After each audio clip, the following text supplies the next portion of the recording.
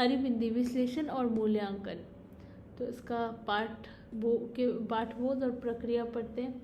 हरिबिंदी कहानी के केंद्र में एक युवा स्त्री और कहानी की शुरुआत तथा कहानी के अंत तक पूरे दिन की घटनाओं के क्रम के दो छोर हैं। कहानी का केंद्रीय पात्र उस दिन अपने पति के शहर से बाहर जाने के बाद घर पर अकेली है। वह इस अकेले होने को वह इस प्रकार लेती कि वह अपने को अपनी तरह से जी ले। कहानी के शिल्प में एक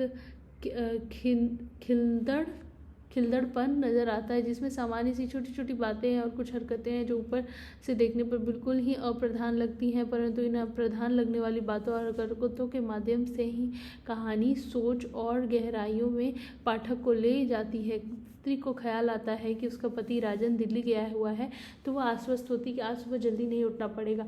वह पलंग पर एक छोर से दूसरे छोर तक लेट जाती। स्त्री को वह आश्वस्त होना तो वास्तव में बंधे बंधाए इस नित्य कर्म से मुक्त होने की आश्वस्ति है। स्त्री जीवन की दिनचर्या बंधी बनाई, परंतु ये दिनचर्या उसके अपने लिए न होकर दूसरों की सुविधा के लिए, दूसरों द्वारा बनाई गई व्यवस्था से तनिक मुक्ति की सांस लेकर न्यायिका बिस्तर पर जब पूरा लेट जाती है तो कहानी वहाँ जीवन के पूरेपन के साथ पाने और समग्रता में जी लेने का संकेत देती है, जिससे तमाम के दबावों के रहते स्त्री सदैव वंचित रह जाती है। कहानी की स्त्री कलाई पर घड़ी बांधकर सोती है, यह उसकी आदत है, जबकि पति राजन घड़ी की आवाज़ से चिढ़ता है और उसे उतारने को कहता है। यह घड़ी का बजना वास्तव में स्त्री के भीतर का स्पंदन है, जिसे पितृसत्तात्मक व्यवस्था सुन नहीं पाती, और अगर सुनती भी है तो अनसुना कर देती। कहानी की नायिका उठने के उपरांत चाय बनाकर खिड़की का पर्दा हटाकर बाहर की ओर देखती है तो उसे धुंध दिखाई देती। नायिका को धुंध भली लगती है, क्योंकि धुंध में सब कुछ अदृश्य है। इसमें एहसास है कि कुछ दूर ऐसा है जो मोहक है। वह कहती है, मैं भी खूब हूँ, मुझे धुंध में खुलापन नजर आता है और सूर्य के प्रकाश में घुटन। यहाँ सोचना है कि जीवन को अपने ढंग से जी लेने में जो सुख है वह दूसरों के द्वारा बनाई गई व्यवस्था में जी लेने में नहीं है। स्पष्ट है कि स्त्री जब पैदा होती है तभी से उसके लिए यह तय कर दिया जाता है कि उसका जीना, उठना, बैठना, बोलना, चलना सभी कुछ किस प्रकार का होगा। एक टूर पैकेज के यात्री की तरह स्त्री अपना जीवन जब जीती है तो भीतर के संवेदनशीलता धीरे धीरे शून्य और कुंद होने लगती है। कहा तो जाता है कि इस व्यवस्था में स्त्री सुरक्षित है, परंतु इसके तहत रहते स्त्री घुटन का अनुभव लगातार करती है। इस दशा में स्त्री अगर एक कदम भी अपनी ओर से रखती है तो वह स्वतंत्रता की दिशा में उठाया गया कदम होता है। चाय पीकर नहाने गई नायिका पहले सोचती है कि गर्म पानी से देर तक नहाएगी, परंतु अचानक ठंडे पानी की फुहार ऊपर छोड़ती जल्दी नहा लेती है। गर्म पानी और शरीर जहाँ कंडीशनिंग से जुड़ते हैं, वहीं शरीर के तापमान से भिन्न ठंडा पानी उस कंडीशनिंग स्थिति को तोड़ता है। नहा धोकर नायिका स्फूर्ति का अनुभव करती है, तो यह स्फूर्ति कंडीशनिंग अवस्था से अपने को मुक्त कर लेने की झलक भी है। तदंतर नायिका नीले रंग का चूड़ादार पैजामा और कुर्ता पहनती और हरी बिंदी लगाती है। वह सोचती है कि उसका पति राजन होता तो कहता कि नीले रंग पर हरे का क्या तुक। यहीं पर वह सोचती है कि आखिर तुक का क्या तुक। कहानी सूचित करती कि पितृसत्तात्मक व्यवस्था यहाँ यह तो निर्धारित करती कि स्त्री को अपना जीवन किस रीति से जीना है, पर साथ ही साथ स्त्री के प्रति पुरुष का और स्त्री के प्रति स्त्री का सोचने का तरीका क्या हो, यह भी इसी व्यवस्था द्वारा तय कर दिया जाता है। यहाँ तक कि सौंदर्य शास्त्र या सौंदर्य के प्रतिमान स्त्री के अपने न होकर दूसरों के द्वारा निर्मित होते हैं। इसी कारण सौंदर्य शास्त्र के बने बनाए ढांचे में स्त्री की संकल्पनाएं तक गुलाम हो जाती है। कहानी की स्त्री इसी पर प्रश्न चिन्ह लगाती है कि तुक का क्या तुक है। मेज की दराज से युवती उन बालों को निकाल कर कानों में बालों जो शादी के बाद पहनने छोड़ दिए थे वे सोने के नहीं हैं, उन बालियों को निकाल कर कानों में लटका लेती हैं जो शादी के बाद इसलिए पहनने छोड़ दिए थे क्योंकि वे सोने के नहीं हैं। आभूषणों के संदर्भ में कहा जाता है कि उनका प्रयोग स्त्री अपने सौंदर्य को बढ़ाने के लिए करती, परंतु शादी के बाद स्त्री किस प्रकार के आभूषणों को धारण करेगी यह पति की आर्थिक सामाजिक हैसियत के आधार पर तय कर दिया जाता है। ये आभूषण स्त्री के सौंदर्य को निखारने की अपेक्षा समाज में पति की हैसियत को व्यक्त करने का माध्यम अधिक बनते दिखाई देते हैं और स्त्री इस प्रदर्शन के हेतु प्रयुक्त एक उपकरण कहानी की स्त्री द्वारा नकली बालियों को उठाकर पहन लेने की क्रिया स्वयं को दूसरों की शान और शौकत के प्रदर्शन के उपकरण के रूप में प्रयुक्त किए जाने के खिलाफ अस्वीकृति की अभिव्यक्ति है। बाहर निकलते हुए जब नायिका नौकर से कहती है, जो तुम्हें अच्छा लगे बना लेना, तुम्हें ही खाना है, चाहे खाओ चाहे छुट्टी मनाओ। नौकर को दी गई स्वतंत्रता उसी स्वतंत्रता का प्रतिफलन है जिसे स्त्री आज अनुभव कर रही है। यह एक दिन जो स्वतंत्र जीवन के प्रतीक के रूप में आता है, उसमें नौकर से कहा गया यह वाक्य खुद जियो औरों को भी जीने दो की भावना की ओर इशारा करता है, जो स्वतंत्रता के सुसंस्कृत रूप के लिए अनिवार्य घटक के रूप में आता है। बरामदे में बैठा नौकर मुंडू उस पुरुष का प्रतीक है जो हर वह काम कर सकता है जिसे समाज में वर्जित का दर्जा दिया जाता है। मुंडू सिगरेट पीता है, परंतु सिगरेट पीना समाज में वर्ज्य माना जाता अथवा शालीन नहीं माना जाता, अतः वह साहब या मेम साहब की उपस्थिति में सिगरेट नहीं पीता। ध्यान देने की बात यह है कि इस वर्जित कार्य को करते हुए यदि पुरुष पर किसी की नज़र पड़ भी जाती है तो उसे अक्षम्य अपराध के रूप में नहीं लिया जाता। सिगरेट पीना ही नहीं बल्कि घर गृहस्थी, नैतिकता, अनैतिकता आदि से जुड़े तमाम नियम पुरुष के संदर्भ में इतने ही होते हैं, वे हैं भी और नहीं भी हैं। जबकि समाज में स्त्री की स्थिति इससे भिन्न होती है और नियम कायदे भी उसके संदर्भ में कट्टर हुआ करते हैं। स्त्री की नायिका की यह हरकत खिलवाड़ सी लगती है। पहले टैक्सी को आवाज़ देकर उसमें बैठती है और बाद में सोचती है कहाँ जाना है। परंतु यहाँ स्वतंत्रता की व्याख्या कहानीकार अपनी कहानी के खिलंदड़ शिल्प में इस प्रकार करती है कि स्त्री की स्वतंत्रता का हनन वे ताकतें तो करती हैं जो उसके लिए रास्ते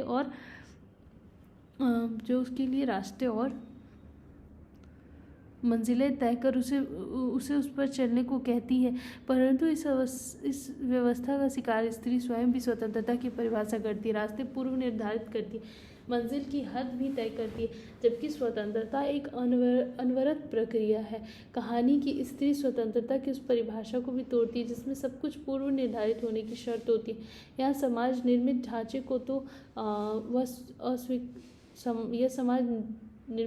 को तो वह अस्वीकार करती ही है, साथ ही इस व्यवस्था के आधार पर स्वनिर्मित ढांचे को भी नकारती है। जब कहानी की स्त्री टैक्सी में बैठने के उपरांत सोचती है कि उसे कहाँ जाना है, तो यह उसके जीवन के फलक पर पहले उतरना है और उतरने के बाद यह तय करना है कि मेरी दिशा कौन सी है। यहाँ चाहे सोच कर हो या बिना सोचे ही स्त्री ने जो कदम उठाया है वह उसका अपना है। टैक्सी में बैठी स्त्री को सर्वप्रथम सूझता है जहांगीर आर्ट गैलरी। स्वतंत्रता या स्वच्छंदता का एहसास सर्वप्रथम स्त्री को अनायास ही कला की ओर खींच ले जाता है। स्वतः ही जहांगीर आर्ट गैलरी और चित्र प्रदर्शनी का उसका ध्यान और जबान पर आ जाना इसी की सूचना है। चित्र प्रदर्शनी में युवती चित्र को देखती है और तो उसे आनंद आता है, क्योंकि आज स्वच्छंद मन से किसी भी चीज़ का आस्वादन करने में वह सफल है। सैद्धांतिक ज्ञान अथवा आस्वादन के लिए बनाया गया नियम उसमें आड़े नहीं आता। कला को आस्वादन की अपेक्षा अध्ययन का विषय बनाकर उसे साधारण जनता से अलग किया जाता है। कहानी की स्त्री जब बिना सैद्धांतिक ज्ञान के चित्र को देखकर आनंदित होती है तो कला जनसाधारण के आस्वादन स्तर पर उतरती है। युवती को लगता है कि रेखाएं इधर उधर दौड़ रही हैं, बिल्कुल मेरे कुर्ते की तरह, जब वहाँ वह कला को जीवन से जोड़ती है। यहाँ चित्र और स्त्री का कुर्ता उपमान उपमेय संबंधों को लेकर प्रस्तुत होता है। कुर्ता रंग बिरंगी रेखाओं से युक्त है और ये रेखाएं जीवन की रेखाएं। जिस प्रकार चित्र को बिना समझे हंस दिया जाता है, आनंद ले लिया जाता है, ठीक उसी प्रकार स्त्री जीवन को भी उसकी अर्थवत्ता समझे बगैर आस्वादित कर लिया जाता है।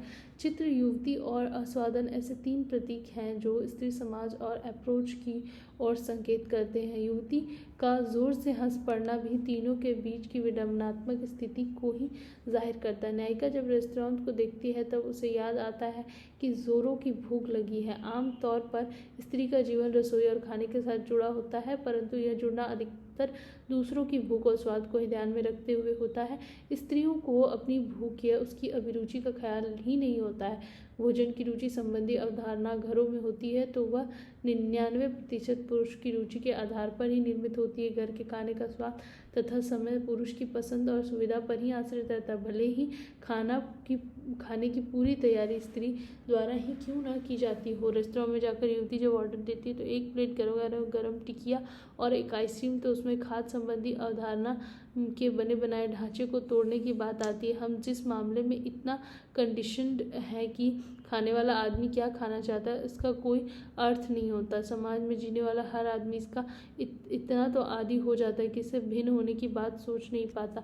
यह रवैया स्वतंत्रता का हनन करने वाली तमाम रूढ़ियों के प्रति समाज के बहुसंख्यक लोगों को होता है। युवती द्वारा गर्म टिकिया और ठंडी आइसक्रीम का ऑर्डर देने पर बैरे का चौंक जाना इसी की सूचना है।